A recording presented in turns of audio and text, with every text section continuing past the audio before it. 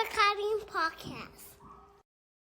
Welcome everybody to another episode. I have with me today the lovely Mindful Muslimah and inspirational speaker and my co-host Noaman Farooq. Mindful Muslimah is a mother of 5, licensed educator of 25 years, and a big sister to the Muslim community. She has been doing dawah in NYC since the late 1990s, where she worked with and served on all the idaras of some of the top U.S. Muslim organizations in the U.S. like Islamic Relief, ICNA, MAS, and IERA, to build community programs, interfaith exchanges, and bring aid to Muslim communities. She's an educator and instructor and has taught thousands of people, and also a trainer and consultant for the U.S. Department of Education. Welcome, Mindful Muslimah. Thank you for joining us today. Assalamu alaikum. Happy to be here. And thank you for joining Noaman. Of course. Walaikum salam, everyone. Happy to be here and excited for this conversation today. Excellent. So we're very excited to interview you and get a female perspective. I want you to kind of think of this today, sister, as two men who want to learn more about how to improve in relationships. I myself am married, also a father of 4. Mr. Noaman, you've recently been married, no kids yet, right? But this is something also that you're just starting off. So there's, inshallah, going to be a lot of good tips for us today. Mm-hmm. Absolutely. Yeah. And it's a learning process, especially, when I say recently married, I mean recently married in the last few months. And something I talked to Karim about, Jazakallah, I appreciate it. One of the things I talked to Karim about sort of offline conversations is, those first few months, you're really just trying to understand the person's routine. Like you're trying to understand your spouse's routine, the way they live, their habits, and they're trying to understand your routine and your habits. And then in that time frame, you're just sort of you're trying to learn to live with each other's differences, but accepting those differences too. I always say the first 2 years is like all adjustment. What are your thoughts about that, sister? It's all adjustments. In fact, one of my best friends is a Mexican Muslim, and they have a really nice saying in Mexico. They say, it's two people are their own planets. So you're trying to bring 2 planets together. It's going to be a lot of activity and physics and so forth, right? Yeah, subhanAllah. It's true. I think everything you said is true. And I think you learn so much, not just about the other person in those 2 years, but yourself, because you learn about your capacity for patience, your capacity for people being in your space. It's a very different thing to talk to someone outside and then to have them in the same home with you, where you have to wake up and have routines together. And it's a lot of compromise. So I would say, yeah, it's kind of a make or break in those first 2 years, and how you respond to each daily event as opposed to react it can make all the difference. Totally. Let's start with the first, I think, most common construct that we all hear. It's marriage is half of your deen. What does that even mean, right? It doesn't mean something literal, like you'll be praying double the salah or what have you, right? It's more of a psychosocial, emotional, let's say, upgrade or improvement in oneself. And I kind of think about it as whatever I thought I accomplished as an individual, marriage really helps test, refine, or even nullify that. Like, oh, I'm so patient, I'm so generous, I'm so emotionally intelligent. And then all of a sudden, marriage is this constant, daily present arena where you are refining your human, spiritual, personal skills. What are your thoughts about that, sister? No, most definitely. What marriage really teaches you is a certain level of humility and again, that ability to compromise and not always have it your way. It's really hard because we're in routines, especially if we're getting married in our 20s or late 20s. We have this way that we like to do things, and it becomes half your deen in the sense that you're really supposed to be doing it together for each other. The way my husband always said it to me is like, I could easily look out for myself, outside of the basic things I'm supposed to do for the family. And you could easily just look out for yourself. But how much different is the relationship if I'm always looking out for you before myself and you're always looking out for me before yourself? It becomes less of like we're living in 2 silos and more like we're constantly covering one another. And so I think a lot of it has to do with your mindset. Unfortunately, I think a lot of our families, there's a lot of toxicity before marriage. and that we experience in our homes. And sometimes we bring these ideas and expectations and fears and hopes, and then when the other person's brand new with us, sometimes we jumble them up and they influence our decisions. And so I find that a lot with women that approach me. They've had a lot of experience in their homes, then they're newly married for the first time, like the brother. And so, alhamdulillah, there's a lot of what if it's going to be like my mom's relationship with my dad, or what happened to my cousin. And so we see a lot of that. So just keeping in mind that it's something where you're pulling on a lot of the Quran and Sunnah and all of those natural everyday mannerisms to do this together, as opposed to us living alone anymore and just constantly thinking of the other person first. And I think it really, really helps. You know, that What are your thoughts about excuse that, me. Noman? Yeah, that reminded me of the importance of premarital counseling for a single guy or girl, single Muslim guy or girl, regardless if they're even courting or not, because just like what the sister said, is that you may have some sort of trauma or some sort of behavior, toxic behavior, that you don't even recognize and haven't even realized about yourself. And you don't want to go into a courtship or even a marriage with that background and putting it onto someone else, right? And totally blindsiding them. The whole point for me, you know, when I did premarital counseling, was I wanted to figure out what are some blind spots that I have, number one. Number two, how can I rectify them and sort of adapt them, change them, so that when I start courting or when I enter into a marriage, then all that toxic behavior will be behind me. And, you know, you can't necessarily address everything. Some things will just come up throughout the marriage, but you definitely want to get those main big things out of the way, for sure. Yeah, we actually teach that. That's the main problem we have, is we found that because I think in Muslim marriages are approaching almost like a 50% divorce rate. We're like on our way to be like, you know, head to head with the non-Muslims. We really focus on premarital education. And so one of the biggest things that we do with women is we do that. We teach that how to find a spouse by the Quran and Sunnah. And they're shocked when they get inside the classes or courses that we teach, to find out that they don't start with the guy. The majority of the beginning of the whole thing is you and Allah. How can we talk about what you like? It's just, you know, the whole mindset reset and reconnecting with Allah and addressing exactly what you said. And that is such a huge part. And we find that when women do that, they're so much more confident and understanding what they need to do and who they are, so that they have better chance to pick the right person. And there's, like you said, less issues once you're in a marriage because you've done your due diligence. And I think that's so true. What I'm hearing there is enhancing our self-awareness, understanding myself as a person better, is actually going to give me an easier time to even know what would be a good spouse for me. And that kind of brings us to compatibility, right? Like, how do I know I'm ready? And how do I determine what's compatible for me, perhaps based on the Quran and Sunnah? Because one thing I realized is there's theory and practice in everything. And often we say, well, marry someone for their deen.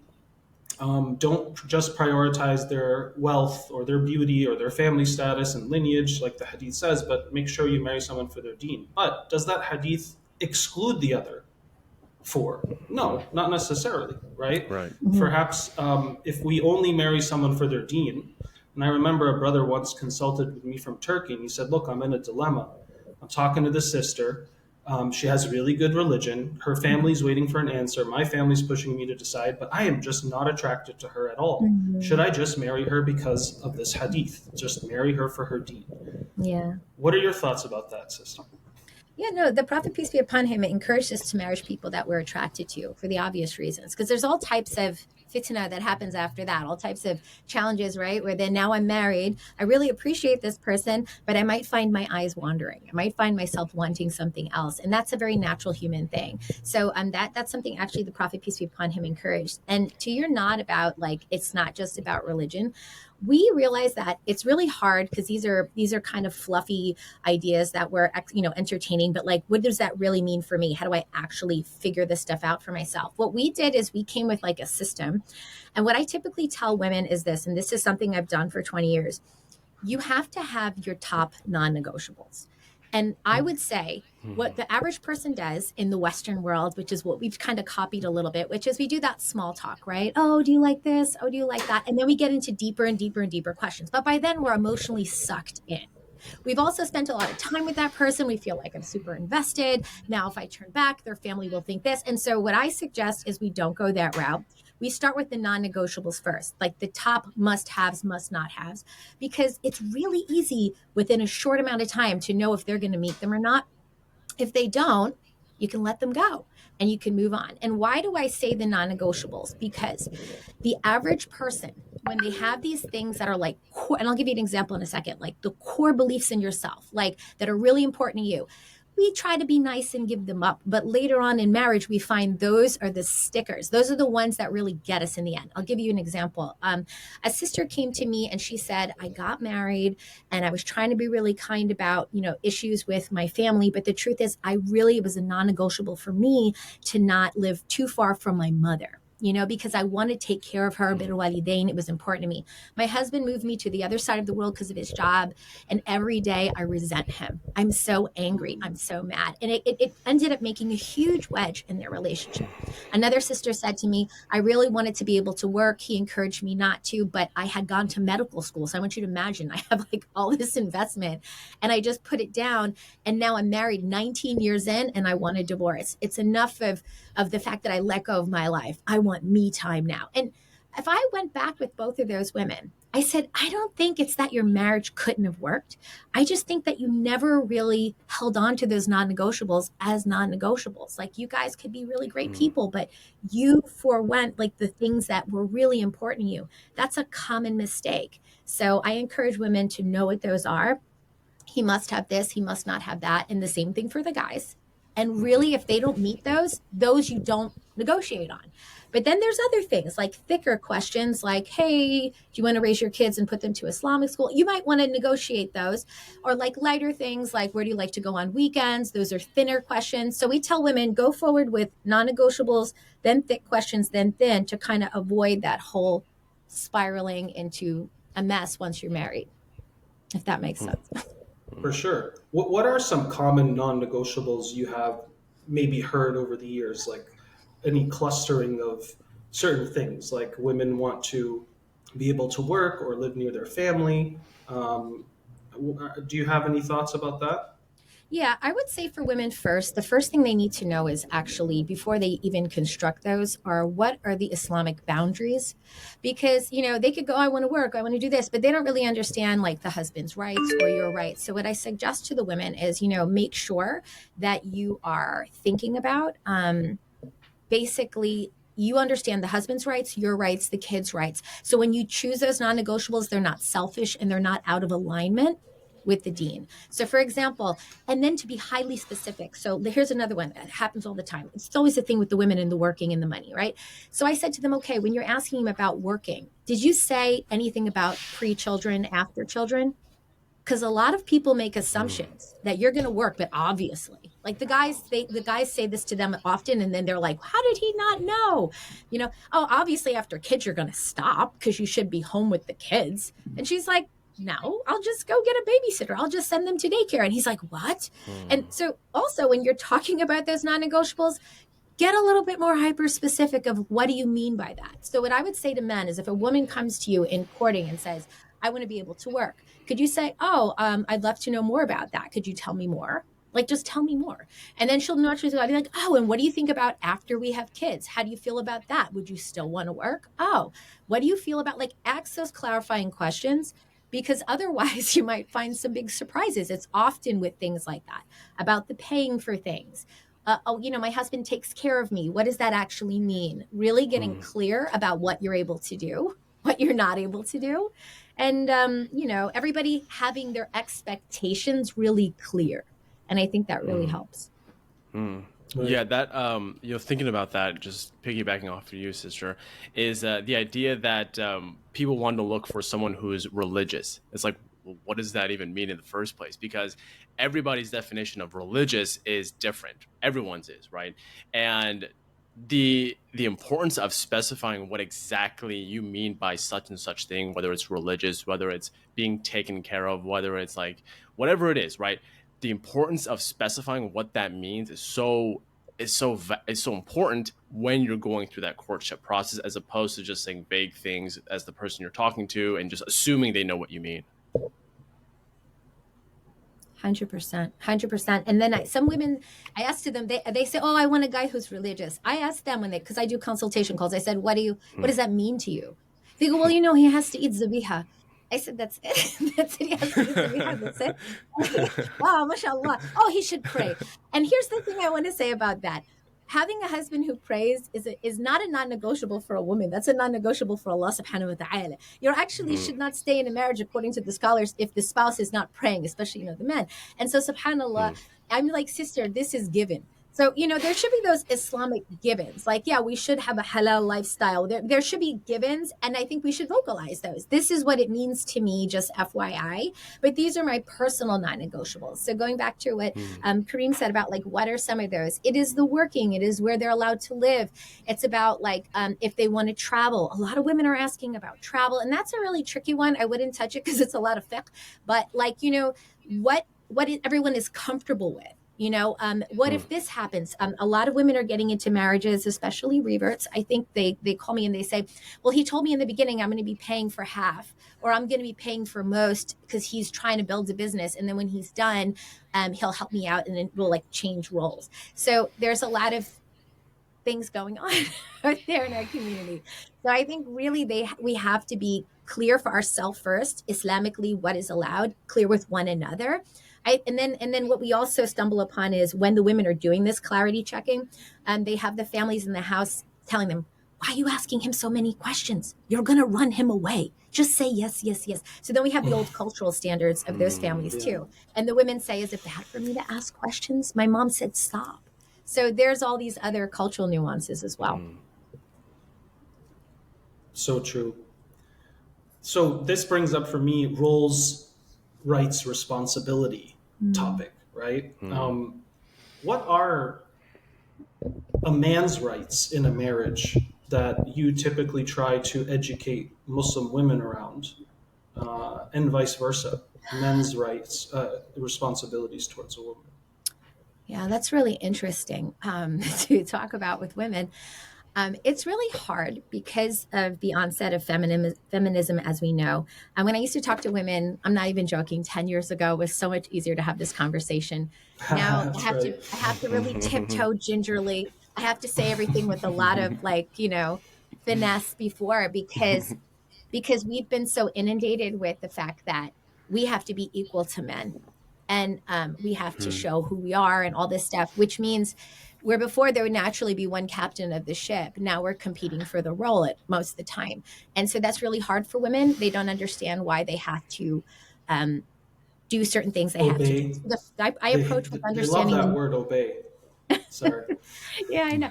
I approach it a different way because I find that's too, like, egregious with women. So what I do is I say, well, first let's understand the nature of one another. Like, this is just human nature. Like, just get him, okay? And then I actually do, like, I had to do an entire course on this because it was asked so many times. And, like, I can only talk to you one-on-one. So in it, I had to explain to them, like, all of the sunnah that the Prophet, peace be upon him, and the wives did, so they can understand kind of the beauty of it. And they would fall in love with it. It would be romantic, as opposed to rights and rituals and rules, because as soon as you come at women that way, they don't want to hear it. But if you could talk to them in a more flowery way, they're much more interested because it sounds very sweet and like what the Prophet did, and this is what they want, right? So I do that because not in a way of any type of manipulative way, but because it's not just what you say, it's how you say it, right? So I say to them, packaging and delivery. Yeah. Right. So I say to them, this is really true about, let's talk about, like, the nature of men. Okay. Men really, really need to be appreciated. The number one usually complaint of men is, I don't feel my wife appreciates me. I don't feel she sees what I do. I'm out here working and I'm doing the thing. And then she's always complaining. And then so I said, so you have to understand, appreciation is really, really high on their list, right? And then for women, it's maybe something that's not that at all. Like, yes, they want to be appreciated, but with their husband, like, they want to feel loved, connected with, heard, and all that stuff. So I said, you can't, instantly, think that's wrong of him because you have your own needs. Let's just look at them as human needs and understand the other type of human, right? Male versus female, or I don't know whatever else they want to say out there, but I'm just going with those. And alhamdulillah, like I genuinely start from understanding men and understanding how they are. So then the women start to feel light bulbs go off. Oh, that's why he always does this when I say that. I said, oh, I said, and then I have them do a lot of self-awareness. Let's recognize other times when we're saying things that we've noticed certain responses or reactions.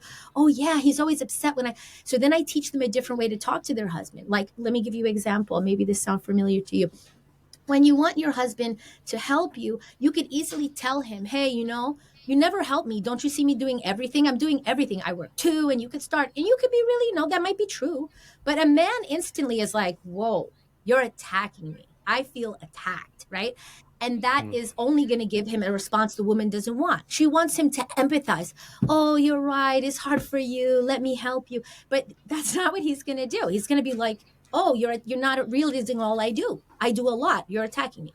So I tell the sisters instead, look, you have to say to your husband, like, I words with I instead of you.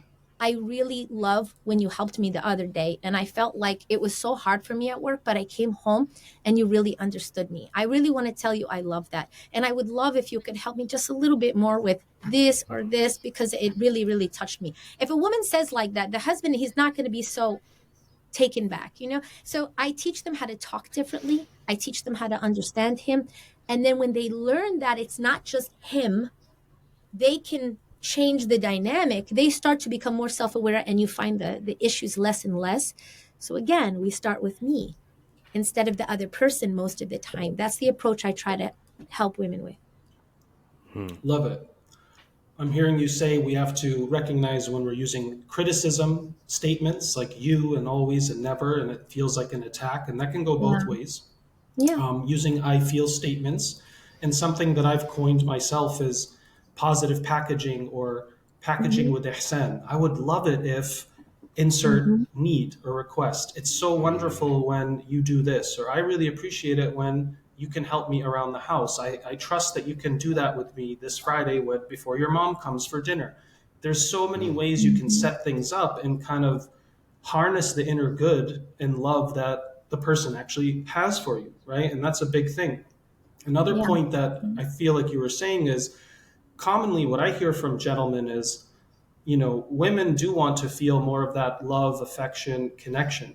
And for men, oftentimes what's synonymous with feeling loved and appreciated is respect, the R word. I mean, so many times my husband says I don't respect him, because often this is what translates for us as we don't feel loved when we're not respected. Is this something you have also encountered, sister? Yeah, this concept of respect? 100%. And I think another thing that to be touched on is the cultural definition of respect. That's another problem, right? Because we're people that marry or intermarry from different parts of the world. What your level of respect might mean is different than myself. So even before that, I tell the women, when you say love, I need him to love me. I need him to show me love. What does that mean? Well, I'm from, Texas and it means this, and I'm from Bangladesh and it means that, and I'm from Egypt and it means this. And we all think we're all trying to love each other. We're all trying to respect each other, but the other person has a totally different idea of what that means. So the first thing I say to women is you need to ask him, what does that mean? What does a good wife look like to you? What does love look like to you? What does respect look like to you? Because when I understand it, it's more, likely I'll do it, because I only understand from my cultural worldview. And so that's another one. That's what you made me think about, was like, yes. And I hear that a lot. Women say that and they go, I don't know how to talk to him. He just doesn't get it. He just shuts down. He walks away. He goes on his phone. He's on the couch. I want to talk about his feeling and how I heard his level of respect, but he doesn't want to talk to me, So then they don't even know how to deal with that. And that's another one. Maybe you can help us know how to deal with that. What do we do as women when you want to go off into the cave and be left alone? I often tell them, leave him alone right there. Like, leave him alone. When he's ready to talk later, you talk to him. But I'm sure you gentlemen could tell us better, alhamdulillah. Yeah. What are your thoughts, Noaman, about that? Well, I read a little bit from I believe it's Dr. Gray's book, Men Are From Venus or Women Are From Mars, or if I got that mixed up, Women Are From Mars. But one of the things he mentions is how men will cope with dealing with stress or anxiety and worry or anything that's really on their mind. And the way we deal with it is that we just want to be left alone. Like, we want to be alone in our own thoughts, having to reconcile what we feel and just having the space to do that. And it's really important for a guy to be able to verbalize that and explain what that means, because you enter a marriage, and if you don't let's say tell your spouse that, hey, the way I deal with stress or anxiety and worry is by being alone, being by myself, that does not equate to me being angry with you or being upset with you, right? Because that's how she's going to feel. She's going to feel like, what did I do to him? Did I upset him? Well, how can I make him feel better? And 99.9% of the time, it's just, he just needs to be by himself and just have his own space. Would you agree, Karim? Yeah. Is that right? I think so. There's definitely situations where that's useful. The other idea that came up for me, though, is, earlier you mentioned cultural worldview. We all have a frame of reference. Cultural psychology is very intimate with our personalities. And I think that specifically in Eastern cultures, from my experience, men aren't really taught to access emotions beyond anger. Right? And anger also tends to be a secondary emotion for things like shame or embarrassment or disrespect. And when we get angry or we feel threatened emotionally, human nature is we will typically either avoid or get aggressive. Right? And so when we avoid, it's because we do feel hurt in some way or fashion. And oftentimes, I think perhaps because the feminine will have, let's say, more comfort or accessibility to their emotions. They want to talk things out, or they want to keep going after the person as they withdraw, and it makes the male withdraw more, right? Like, they won't leave me alone. So in those situations, for sure, I think it's very important to get space. Space can be grace. But the advice I would have for men is, if you need that time and space, then at minimum, you have to communicate to your spouse that you want space and time so that you can process things, and that this conversation is important, and give her a sense of reliability that let's talk about this later, or tomorrow after work, or on Sunday morning over tea. Yeah. Right now, I need to go and just process this, because men are always trying to understand, I think, especially in marriage, right? What does it mean to have more emotional availability as well as more emotional awareness with themselves? Because that's not something they necessarily got modeled or were trained to do, right? Which brings me to another one of the topics I wanted to explore is, like, what does it actually mean for a man to be emotionally available in a relationship? Because this is something that you probably hear often, as I have from women, is, my husband's not emotionally available for me, right? Yeah. And one of the first things I'll tend to say to sisters is, look, especially if a sister, let's say, got married, left her family, lives in another state or country, there's going to be a lot of overcompensation that she's looking for as far as her social support system, that now the man is, well, you're the one who took me away from my family and my life. So, like, you have to be my best friend, my lover, my imam, my companion. It's like, it's too many hats for one person to play. And so the man himself is also coming into this not really knowing a lot about his own access of emotions and how to express them, right? And so typically when we don't know what to do and we're feeling a lot, we will get quiet or aggressive, right? This is typically what I notice. But what does it mean to be emotionally available in relationship for men? Like, what are women usually voicing that to mean for them? Is it more conversation? Is it more romantic stuff? Is it saying, acknowledging that she looks nice? Like, what's some of your thoughts about that, sister? So I think that can mean many things for many people. So I'm just going to tell you what I hear a lot, since I talk to women in 150 countries. And what I find really interesting is, when you talk to women in that many countries, you think we'd have a lot of diversity in what we have to say, and we really don't.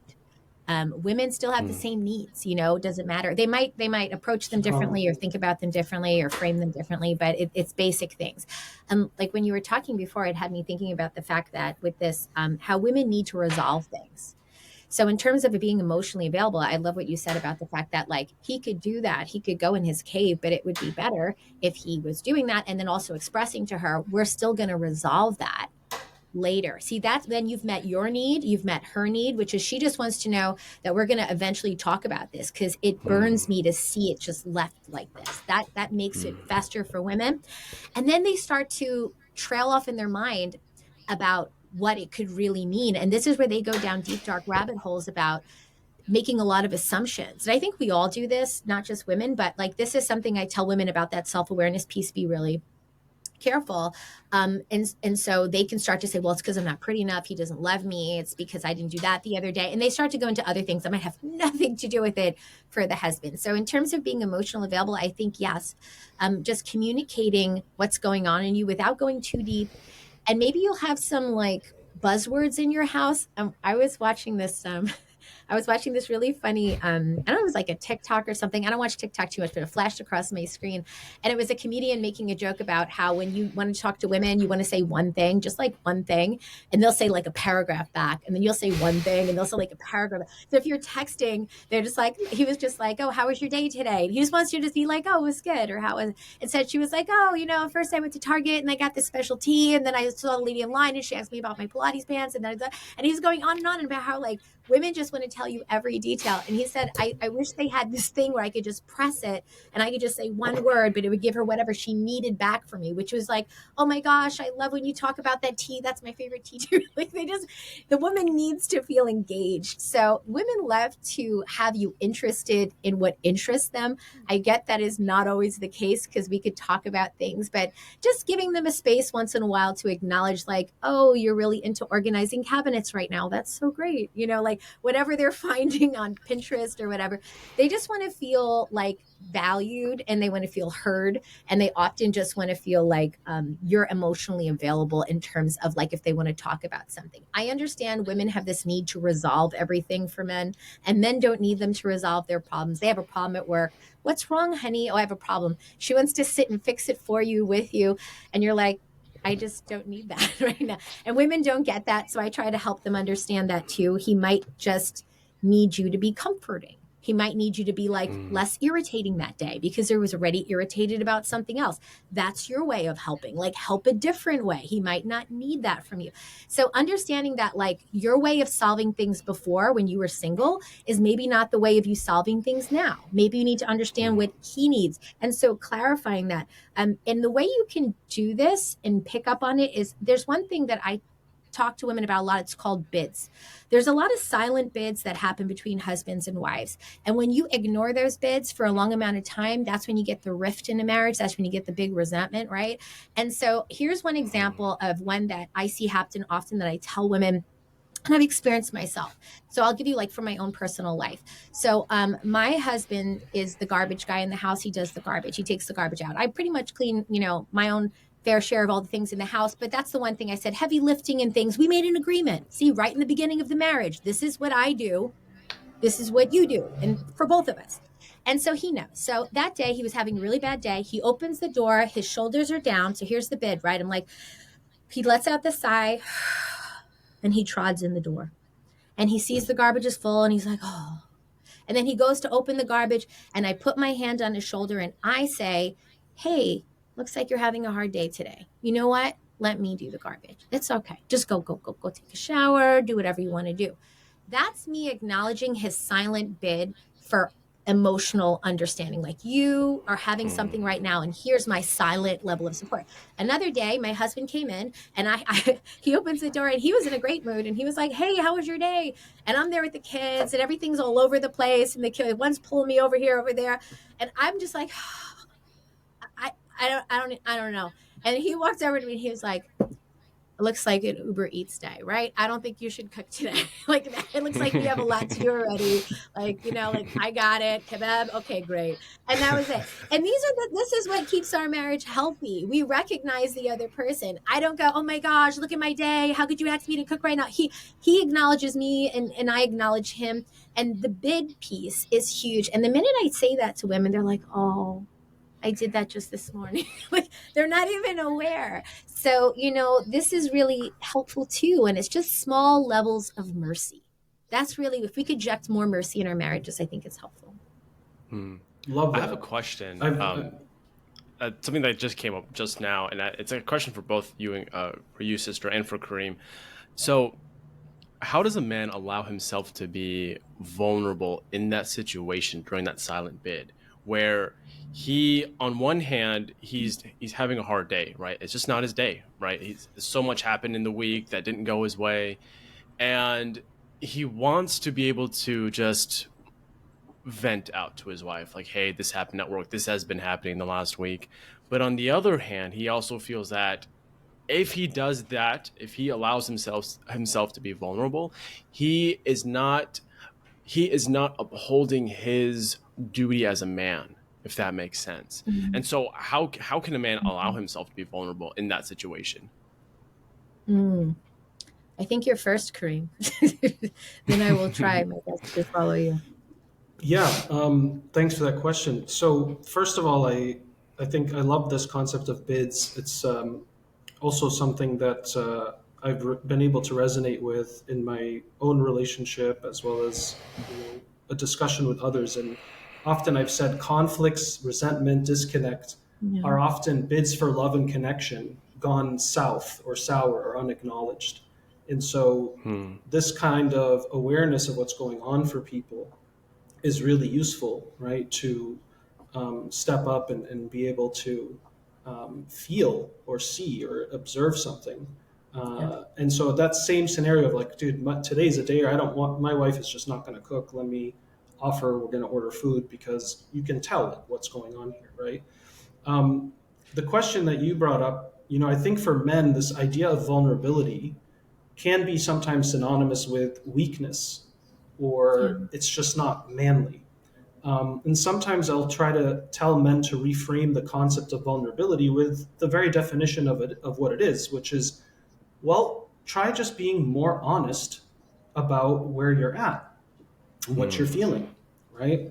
And so by being more honest about where you're at, that's can lead you to wanting to express yourself more or vent more, because it's true that men will often be asked, they're having a horrible day. It's, how you doing, honey? How's everything? Everything's fine. Nothing to talk about here, right? Let's just keep going, and we keep it in.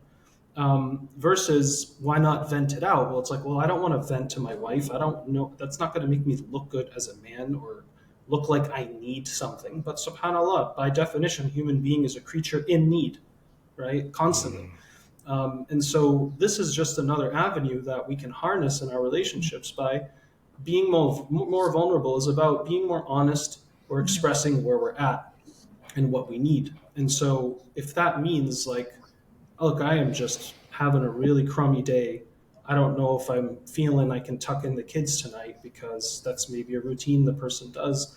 Explaining that, right? Having a few moments to just try to gather and explain that. And I think it's important for men to acknowledge that sharing what you need or where you're at with your spouse is not a sign of weakness, and it doesn't necessarily take away your value in her eyes, at least in my opinion. Yeah. I think that was a great answer about reframing, because it's really is about how you frame it, and if it's going from vulnerability to honesty. And for the sisters, in a piece of advice to helping your husband do that, it really comes with like what you've done before that moment. Like, you've set up this trustful environment, right? What kind of relationship you have where we can give and take.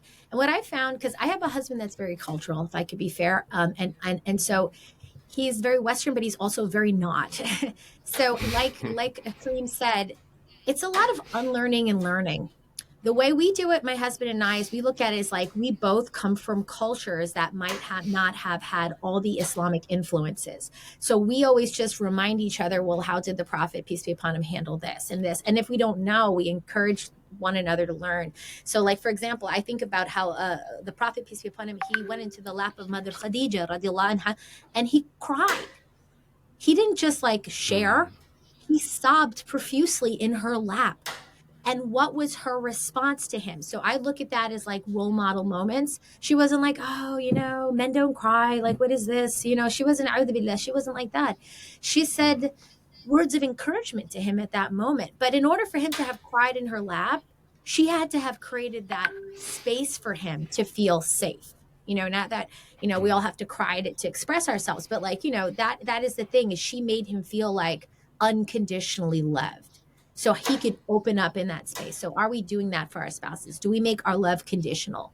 Or do we make it like, I'm always here no matter what? And I think women, we can soften up. I think when our husbands are having that moment, we make it all about us, like how he's making me feel right now because he's, not able to talk to me. And then I have to start texting him and complaining about like how much this is hurting me, that he won't speak to me. And I don't understand why he doesn't just share.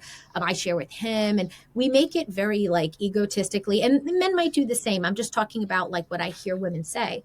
And, it could be vice versa, but thinking again of the other person in that moment. So I read hadith and things before about like you don't go to sleep and you're upset, like your happiness is my happiness. So I feel like this. Remember I talked about this in the beginning, the covering. I look for you before I look for me. You look for me before and so subhanallah, I'm like, oh, this is killing me, or like this. What can I do for you? You need me to do this today? Alhamdulillah. And then my husband will do it for me. So there has to also be the way you approach him, like approach him a little softer. Be like rubbing on his back. You don't got to talk to him. That's the other thing. Sometimes just be quiet. We have to just not talk. Just be next to him. Sit on the couch, rub his back, just make him feel you're there. But you don't have to like talk all about it. So I tell women that too, and I loved what you said about conflict and resentment is just like the bid for love and connection. I mean, we see that with our kids too, right? When they start to act out, we see that with us. Usually like anger is rooted in some type of a fear or pain. So that's another one. If you can identify that in my head, my husband's angry. It doesn't maybe mean anything about me. Maybe there's a deeper concern or pain or issue. And I'm, again, thinking of him first, and I'm not personalizing it. That's a really hard thing to do. I know it takes practice, but it's really helpful. Otherwise, everything becomes personal, and then we start a rift again. So just the way the Prophet, peace be upon him, did, create that loving, accepting, unconditional environment. And then you'll find him naturally be honest. And you might have to teach him. I had to teach my husband things because in his culture, no one speaks, especially to women, about these things. Just no. This is why would, it wasn't even like, no, it was like, why would I even do that? Who does that?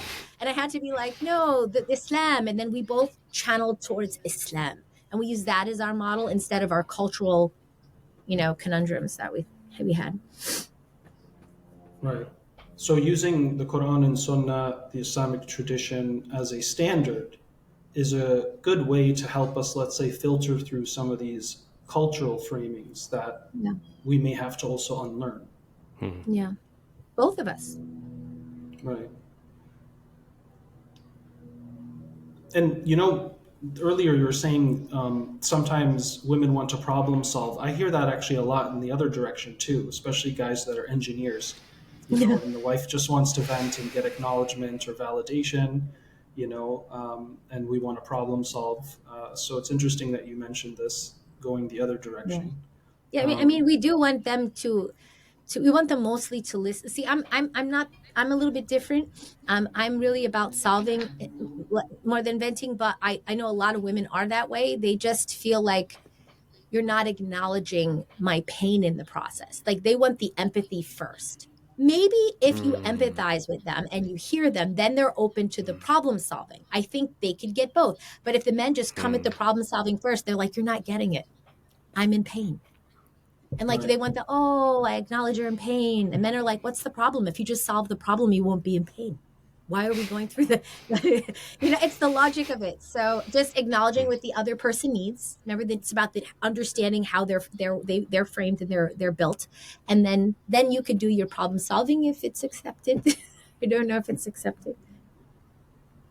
One thing that comes up for me, I don't know if you had something to add to that, Noaman. I just thought of something of there's a narration of the Prophet, peace be upon him. He was sleeping with one of his wives. I don't remember who it was. I can't recall who it was. Aisha radiallahu anha. But it was one of his wives, and it was the time of the month for her, right? And he left the bed. I forgot what the reason was, maybe to use the restroom, whatever it may be. And he kind of noticed, right? Like it's that time of month for her. And it's actually one of my favorite hadiths. I think it's actually Salama, if I'm not mistaken. This happened. Um, but he notices that it's the time of month for her, and he leaves the bed. And when he comes back in bed with her, he actually cuddles her, and he's much closer to her when he comes back in bed with her. And I think and that's such a beautiful hadith. It's actually one of my favorite hadiths regarding like the Prophet and his wives, because it shows that like he noticed her, let's say, vulnerability, her uncomfortability. He knew that she felt uncomfortable, maybe a little bit embarrassed about herself, and he reassured her, regardless of how you may feel about yourself, I still love you, and that I love you very, very much. I think that, and that's something that just came to mind. I wanted to say that.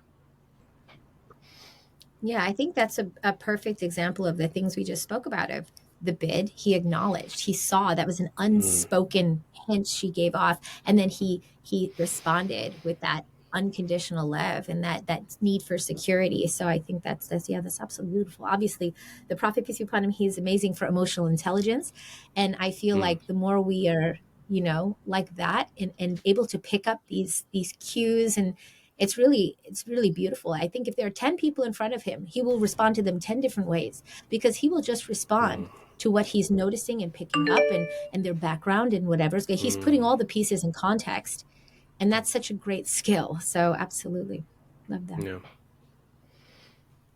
Why do you think, sister, there are some women who, when they get upset with their husbands, they will have, like you said, these paragraphs of things to write in a text message? Like they get into a little scuffle in the morning, he goes to work, and then, he's getting berated with paragraphs of stuff. And it's often talking about other things that has nothing to do with that morning. How do we help men understand what's going on here for some women, that they may approach their conflicts or feeling upset in such a way? Yeah, I think that comes down again to that picking up on things, like reading between the lines sometimes. Like when women use and men use these terms like, you never do this, you're always doing that, here you go again. It's like some type of bottled up, built up.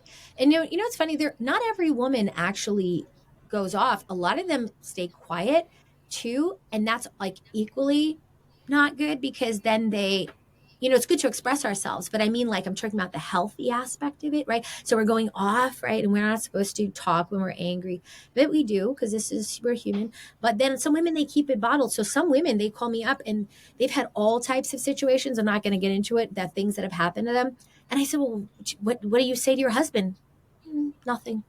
In my culture, you don't talk about these things. Or in my culture, so the women, some of them, like, culturally will not speak to their husbands. And then some of them will overspeak. And so either way, I think, like, if the men, if they are doing the texting like that, you have to look between the lines. If you're using words like never, always, something, it could be something deeper and something bigger. And this is just a trigger. And that's what I see a lot. And so I teach the women to be aware of their own triggers. And once you're aware of your own trigger, and they're usually pretty, it's like a pattern. Like even my daughter, with toddlers, they think toddlers are always going crazy. Toddlers, go through tantrums. Tantrums are usually a pattern. I mean, there's stuff where it's, but it's the same type of thing. I'm not comparing like women or men to toddlers. I'm trying to say it's about awareness, not just of yourself, but all your family members. Like, I know what will set my husband off, not having his socks. That's one of the things, just that's his thing. And there's something that will make me upset, and he knows what it is. And once you're aware, you're like, oh, let's just try to avoid those. Like, why am I going to make them happen if I know? And so when you know the trigger, you can have something to do or say before. So if if you're the man and you know that her ranting she's probably off on a trigger, have your prepared response. And I think, I think you said a lot of great things that are making me think. Let's definitely talk about that when I get home, because I think if we text about it, it's not going to get its full attention. That's what she wants to hear. She wants to hear you're going to acknowledge her problems and talk about it. I know you don't want to go home then and have that conversation, but maybe.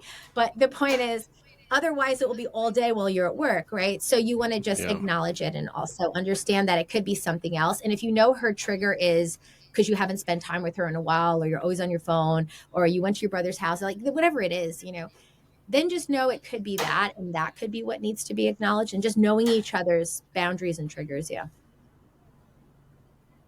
I'll often tell people also, important conversations should not be had over text messages. Yeah, Now, absolutely. I understand in some situations, like if a person never talks or doesn't feel comfortable or safe to express themselves and communicate in person, text messages might be a way where they can be more open or vulnerable or honest about their needs and feelings. And so in those cases, I can see why it's useful, but it should only be a stepping stone towards being able to be present, maintain self-regulation, a relaxed bodily state, even around uncomfortable topics, and then be able to exchange some messages and upgrade and edit understandings as needed, right? Because we all have our marriage story that we live in, whether it's the husband's or the wife's version. Um, but do you think this is also an important tip? Like, important or emotionally high charged conversations are probably best had in person, because in text we may feel like we're getting something out, but then if we don't actually talk about it in person, it's almost like just putting a band-aid on a wound, but never addressing what's causing those wounds to be cut or opened at its core. Yeah. I think you made a lot of really great points, because some people need to write in order to express what they want to say. So that is great, right? But in the context of texting, you cannot understand tone. That's a huge one. So what we typically do is we read it the way we feel. If I'm angry, I'm reading like you just yelled at me, right? And so, like, for example, I could say, that's great. Or I could be like, that's great. I could say it with a snarky sarcasm. And so however you feel about me in that moment, or you're feeling in your frustration. So I have the same thing with my own parents. Sometimes my mom will say something to me and I say something just like, oh, great, mom. Like, that's nice. My mom's like, why'd you say it like that? And I'm like, but it was a text. So she read it a different way. I was like, oh my gosh. And so what I try to do actually is, how like I try not to talk to people on text. I try to them on WhatsApp. And if I feel it's getting heated, I actually stop texting and I just leave a voice message so they can hear my tone. And then I will say that thing about like, I think that's really great. Let's talk about that when we get home. So they can hear what I'm saying, as opposed to, yeah. So that's why I try to stop it. I'm not always perfect, but I do. And even actually when I work in my teams, I do the same thing. If I notice two people are going at it, I'll be like, can we get on a call? Or let's get on the voice message thing as opposed to the text, so we can hear each other better for a second. Because we're international, it's a little bit hard sometimes. But yeah, same thing. I 100% agree. Yeah. I mean, 80% of what we say is nonverbal. Sorry. So for sure, having even a voice memo gives you more tone, gives you more sense of what's going on with the person. So that's a great tip to remember, that we will impose what we actually feel in that moment and read the text.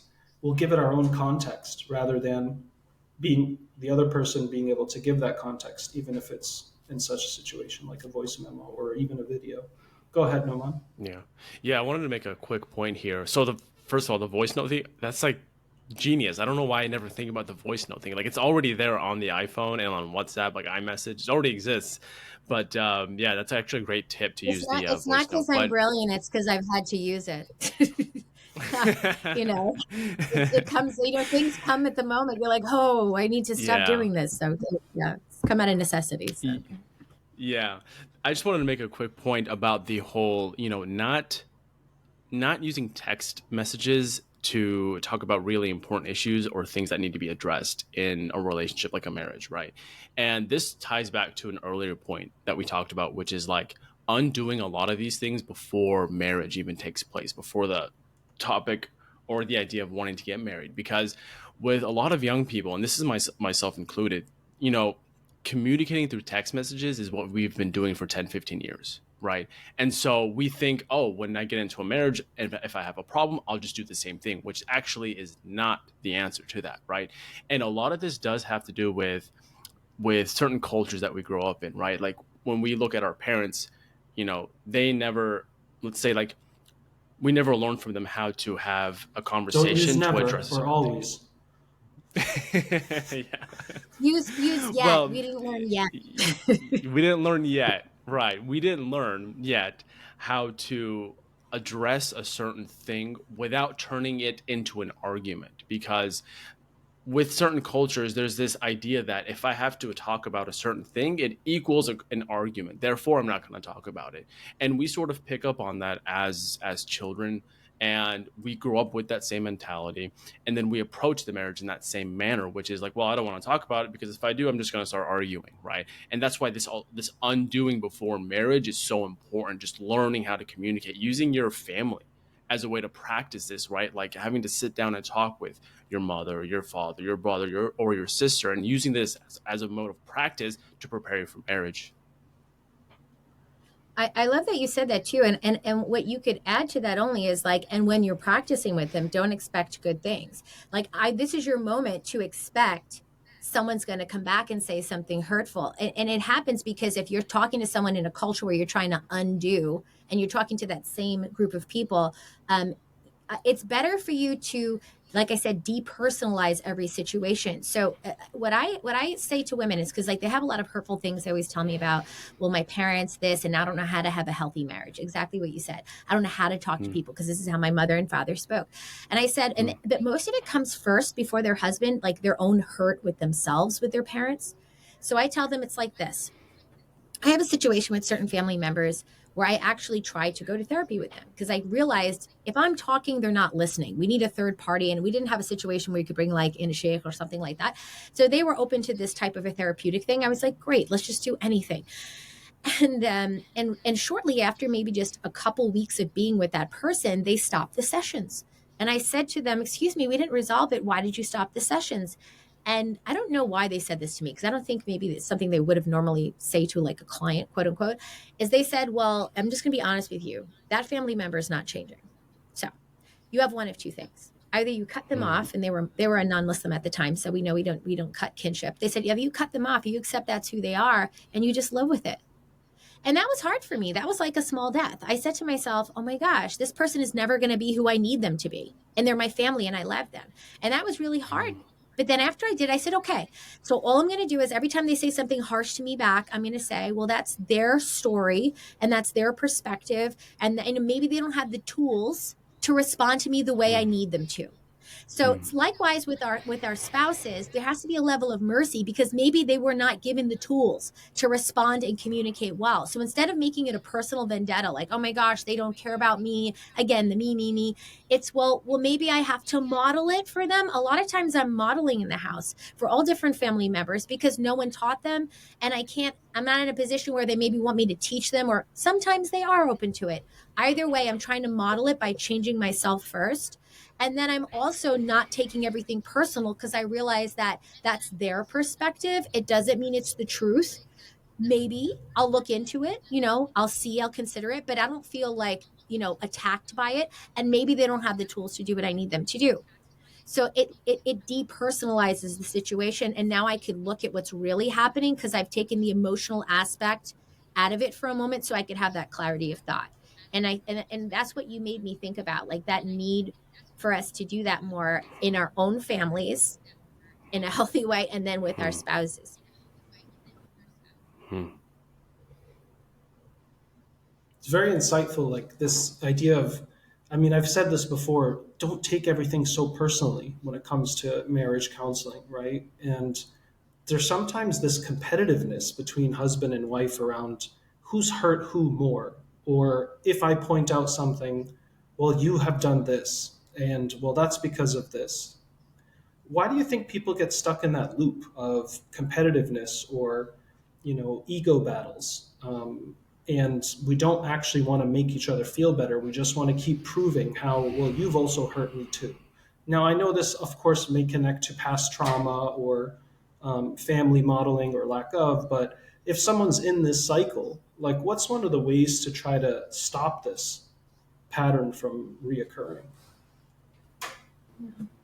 I mean, like you said, it could be so many things depending on who it is. It could be something deeper.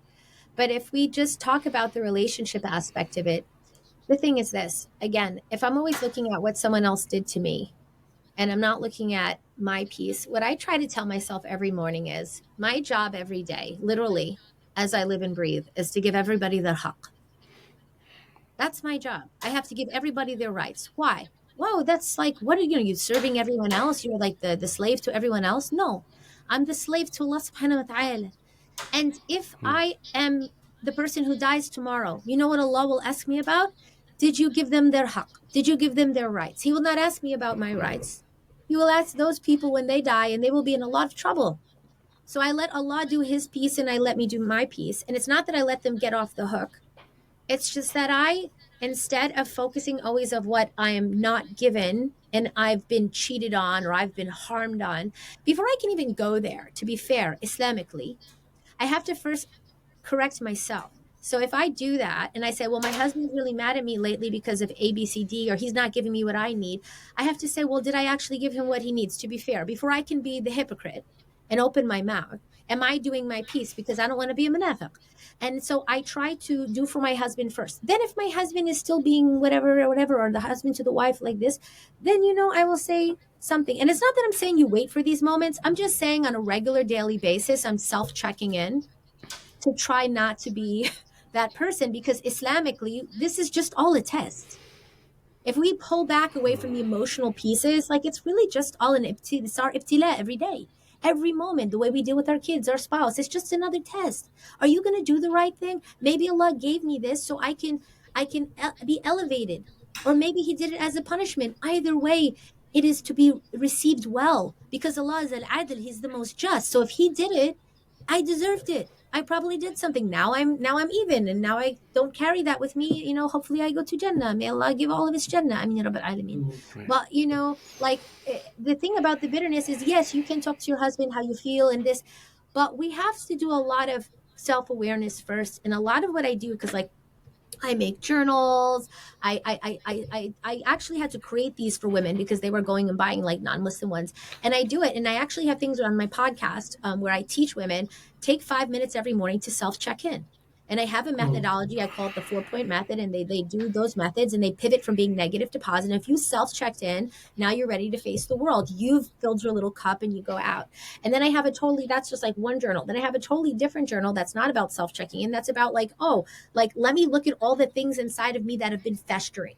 So what I would say too is, if I'm regularly doing that work, 5 minutes, 10 minutes, I know we're busy in life, but if you don't make time for these things, this means you haven't prioritized it. If you haven't prioritized it, it's not going to happen. So if I do that regularly, then I'm more aware. When I go to speak to my husband, I'll have a lot more well-informed things to say, or I've had a lot of thought process. I'm not just like, anything that comes out of my mouth is just knives.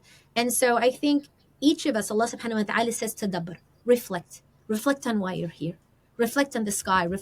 Am I doing daily self-awareness, check-ins, reflections? If I am, things don't build up.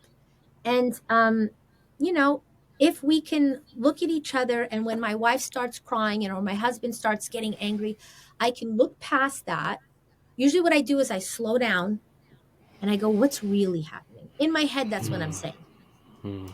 Okay. I let him yell. Okay. What's really happening? What's happening lately? Oh, yeah, that thing with the business. Okay. So then I respond. I took a 30-second, a 10-second before I opened my mouth or I opened my fingers. Hopefully I don't text. But so these moments of pulling back, waiting, thinking, reflecting, if we do these regularly, well, Allah gave us the tools. We don't use them. We're just living on autopilot and we're cruising through life. And then why is this happening to me?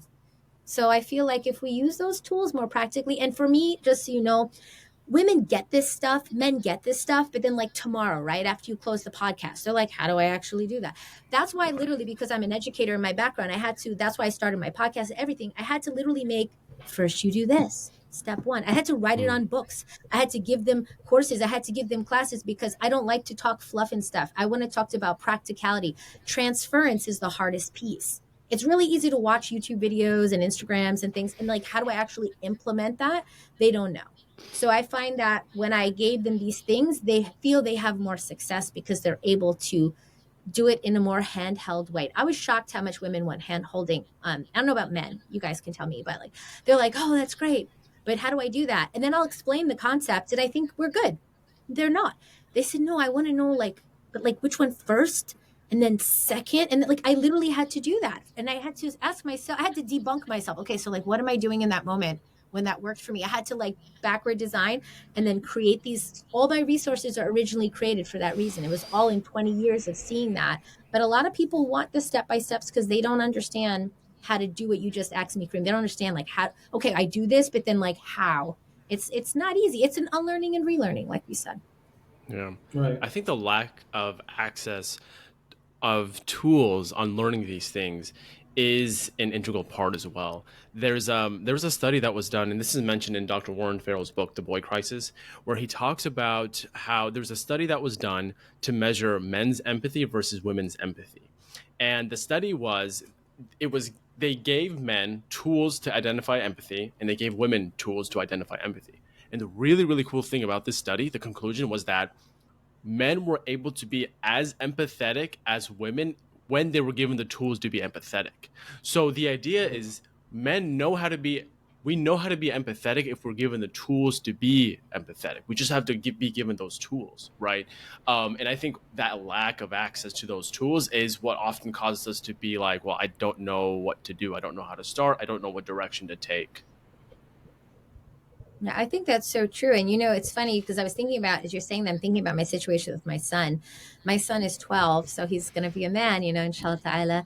May Allah increase him. And I started from 5 years old with him on how to stop and pause in the moment. Like I used to, when he was smaller, I would do it more like romantically, or like fun. And, I'd be like, oh, when you breathe, you have to stop and breathe when you're upset. I said, you have to blow rainbows. And I was like, you see the rainbows? What color are they? And I make him just excited about, and then because, breathing slower reduces your heart rate, which calms you down. So when he was upset in the moment, I would teach him these things. And then, like you said, little empathy tricks. And then I also had to teach him that when you have a situation with somebody, it doesn't mean the rest of the day is horrible. Like just this morning, he was having some type of a debate with his father, and he felt really like it didn't go the way he wanted. And then he felt really bad. And then he walked up to me in the kitchen. He said, Mommy, I think I can restart my day. We talked about that. I can restart my day. Can't I? It's 11 o'clock. I can go back. And I said, yes. We have a joke when they're little. I go like this. And I make this thing and I go, and then I go back up the stairs and he runs up the stairs and he comes down. He goes, good morning, Mommy. I go, oh my gosh, good morning.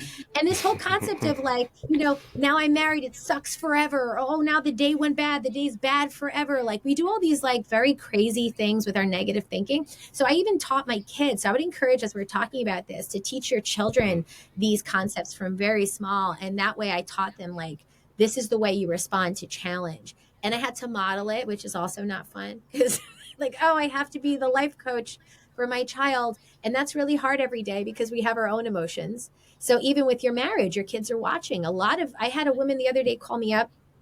And, her husband, this is not because it's a man, I'm saying anything about men, I'm just letting you know, he had a fight with his wife. He was very upset. He turned to the children and he said, you see what Mommy did to us? This is horrible of Mommy and Mommy. And he dragged the kids all in it.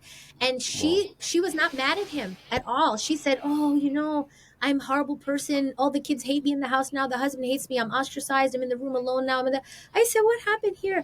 So, this is because I'm going to guess, without judging anyone, that nobody taught that brother that that's not a good idea. Right. So like, let's share from young in our families that we shouldn't do that. And there's things that women do that could be equally egregious. So I'm saying, so it really starts in our homes. I know we love to wait until we get into the marriages, but as we're now married and having our kids, I have to constantly remind myself, whatever I don't fix now could be a problem for them later.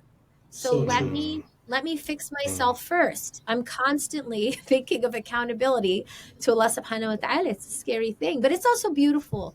I see my daughter now. I have older kids. She's 25 and I have grandkids too. And when I see her do things, I could see her mimicking me, the good and the bad. It's unfortunate, but I see her mimicking me in her marriage. And I said, subhanAllah, she never said anything. We didn't even talk about that, but she's saying it just like I say it when she's talking to him. I'm like, oh my gosh. So now I have a younger set of kids. I said, oh, the responsibility, if we only knew. So may Allah make it easy for us to teach these things to our children too, for the next generation. I mean, What's also coming up for me there is we've often also think that when a husband and wife who have children get into arguments or conflicts, now it depends on the nature of the conflict or the argument, but a lot of times we get into these little tips daily, real time, kitchen, or the trash wasn't taken out, or I didn't like the way you dealt with something with one of the kids, and then we get involved. And so those are also great opportunities to model for the children how we can have reflection, self-regulation, resolve things right? Versus one parent just rolls their eyes and the other one just keeps yelling. Or we get all more dramatic, like, oh, see, your husband, your father hates me, or I'm the worst mother on earth. And now we just create these really dramatic negative narratives that the kids are observing. Those are also great opportunities in real time where we can show them, like, hey, spouse, let's take some deep breaths. Seems like you've had a long day. Like, why are you yelling at me right now about this? Or the child, what can we do, right? And so even sometimes when kids get older, they even get involved in what's going on, mom or dad, like, why are you screaming? Or mommy didn't do that, or say this, or right. So there are going to be times like this too where the modeling and the representation is happening in real time versus like we have to go in the bedroom every single time we're arguing and deal with it in closed doors, behind closed doors, so to speak. Yeah, absolutely. Absolutely. So true. One of the questions Well, I had sister, for you. I have one final wanted to question for the just sister. check in about Yeah. time. Yeah. Do you have like we can do one or two more questions, inshallah? Yeah, I can. I have my husband home today. It's his day off. I was looking at the time because he will say, "Oh, you forgot me." So I can do a little bit. Yeah. All right, go ahead. I just Noaman. have just one final question for you, sister. So one of the things that came up to me as we were discussing here at the end was the way sometimes relatives try to get involved in a newly married couple or a couple trying to get married, right? During the courtship process, or they just got married. And I wanted to see, like, what advice do you typically give women to, let's say, their husband's relative is saying something about the way they're going about the marriage, how they're even getting married, like whether they have the nikah and then they wait 6 months for the reception, right? Or like just things like that, right? Where that the husband's relative is gossiping in some way, shape, or form. Is there any advice that you give to the sisters when they sort of approach you about this specific problem? So this is before they're married. Before they're married, or even in like the first few months after they're married?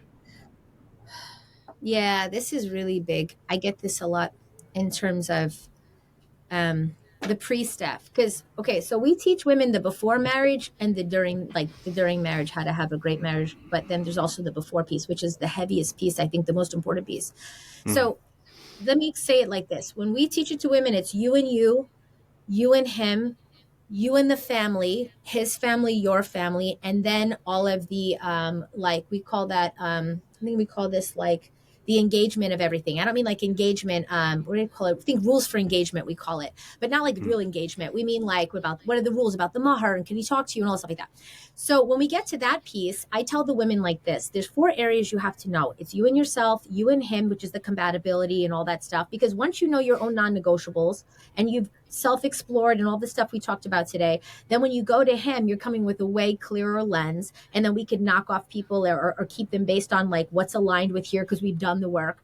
But then when you get over here, there's a lot of flags you have to look for too. I would say over involvement of the family members is a flag. Now, it's not a bad or good flag yet. To me, it really depends. What are you willing to do? Where's your place in the family? Are you okay with their perception of where you belong? Because like who you are as a woman and your role in the family might be very different than the way you were raised. Or we're expecting you're just going to stay home and do stuff. Or we're expecting that every time you have a problem, we're going to be in it. Like, what are their expectations? This is really important to explore. And what I would say is even more important to explore after that is your husband's or your soon to be husband's response to that. I say, watch him.